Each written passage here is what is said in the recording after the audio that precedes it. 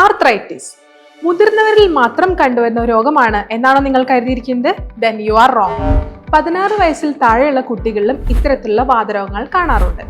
ഇതിൽ ഏറ്റവും സാധാരണയായി കാണപ്പെടുന്ന കുട്ടികളിലെ വാതരോഗം ജുവനൈൽ ഇഡിയോപതിക് ആർത്രൈറ്റിസ് അഥവാ JIA എന്ന് പറയും.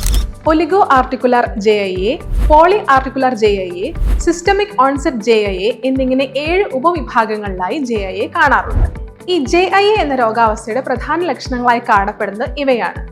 രാവിലെ എണീറ്റയുടൻ സന്ധികൾ സുഗമമായി ചലിപ്പിക്കാൻ കുട്ടി പറയുന്ന ബുദ്ധിമുട്ട്, സന്ധികളിലെ വേദന, വീക്കം, നീർക്കെട്ട്, അകാരണമായ ക്ഷീണം, പനി, വായ്പുണ്ണ് എന്നിവയാണ്. ഇത്തരത്തിലുള്ള ജുവനൈൽ ആർത്രൈറ്റിസ് അവസ്ഥകൾ പലപ്പോഴും സന്ധികളിൽ മാത്രമല്ല ആന്തരിക അവയവങ്ങളെ കൂടി ബാധിക്കുന്നതായി കാണപ്പെടാറുണ്ട്. കുട്ടികളിലെ സ്വാഭാവികമായ വളർച്ച, അവരുടെ പഠന മികവ് എന്നിവയെ പോലും സാരമായി ബാധിച്ചേക്കാവുന്ന ഒന്നാണ് ജുവനൈൽ ആർത്രൈറ്റിസ്. കൃത്യമായ രോഗനിർണയം അതേപോലെ വസ്തുനിഷ്ഠമായ ചികിത്സയും ഉറപ്പുവരുത്തേണ്ട ഒന്നാണ് ഇത്തരത്തിൽ കുട്ടികളിൽ കാണപ്പെടുന്ന വാതരോഗങ്ങൾ അഥവാ ജുവനൈൽ ആർത്രൈറ്റിസ് കേസുകൾ.